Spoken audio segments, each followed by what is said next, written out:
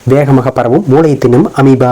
சபரிமலை பக்தர்களுக்கு கேரள அரசு அட்வைஸ். கேரளாவில் மூளையை தின்னும் அமீபா தொற்று பரவி வருவதால் சபரிமலைக்கு வரும் பக்தர்கள் நீர்நிலைகளில் குளிக்கும் போது மூக்கிற்குள் நீர் செல்லாமல் பார்த்துக் கொள்ள வேண்டும் என அந்த மாநில சுகாதாரத்துறை அறிவுரை வழங்கியுள்ளது. கேரளா மாநிலம் பத்தனம்திட்டா மாவட்டத்தில் உலக புகழ்பெற்ற சபரிமலை கோவில் உள்ளது. தென்னிந்தியாவின் திருப்பதி ஏழுமலை கோவிலை போல் பிரபல கோவில்களில் சபரிமலையும் ஒன்றாகும். இந்த கோவிலுக்கு மகர விளக்கு, மண்டல பூஜை உள்ளிட்ட காலங்களில் லட்சக்கணக்கான பக்தர்கள் வருகை தருகிறார்கள். அந்த வகையில் கார்த்திகை மாதம் பிறக்கும் நிலையில் மண்டல பூஜை தொடங்குகிறது. இதற்காக மாலை 5 மணிக்கு ஐயப்பன் கோவில் நடை திறக்கப்படும். மண்டல பூஜை காலத்தில் 41 நாட்கள் கோவில் திறந்திருக்கும். கார்த்திகை மாதம் என்பதால் தினமும் ஆயிரக்கணக்கான பக்தர்கள் வருகை தருகிறார்கள். அதன் பின்னர் மகர விளக்கு பூஜை காலம் தொடங்கும். அப்போது 21 நாட்கள் வரை கோவில் நடை திறந்திருக்கும். முக்கிய நிகழ்வான மகர ஜோதி தரிசனம் ஜனவரி 14ஆம் தேதி நடைபெறுகிறது. இந்த நிலையில் கேரளாவில் சில இடங்களில் அமீபிக் மெனிங்கோஎன்செபலைட்டிஸ் எனும் நோய் பரவி வருகிறது. அதாவது மூளை தின்னும் அமீபா என அழைக்கப்படுகிறது. அதனால் கேரள சுகாதாரத்துறை சபரிமலைக்கு வரும் ஐயப்ப பக்தர்களுக்கான சில வழிகாட்டுதலை வழங்கியுள்ளது.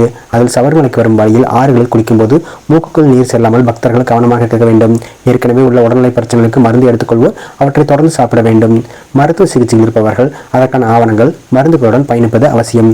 சபரிமலை யாத்திரை புறப்படும் முன்னர் நடைபயிற்சி போன்ற எளிதான உடற்பயிற்சிகளை மேற்கொள்ளுங்கள். மலை ஏறும்போது மெதுவாக ஏறவும். அதுபோல இடைவெளி விட்டு செல்லுங்கள். ஒருவர் பின் ஒருவராக நெருக்கமாக செல்வதை தவிருங்கள். வெந்நீரையே குடிங்கள். உணவு மட்டுமில்லாமல் எந்த தின்பண்டங்கள் சாப்பிடுவதாக இருந்தாலும் அதற்கு முன்னர் கைகளை கழுவ வேண்டும். அதேபோல குளிப்பதற்கு பயன்படுத்தும் துணியை நன்றாக உதவி பிறகு தலையை மற்றும் முகத்தை துடைக்க வேண்டும்.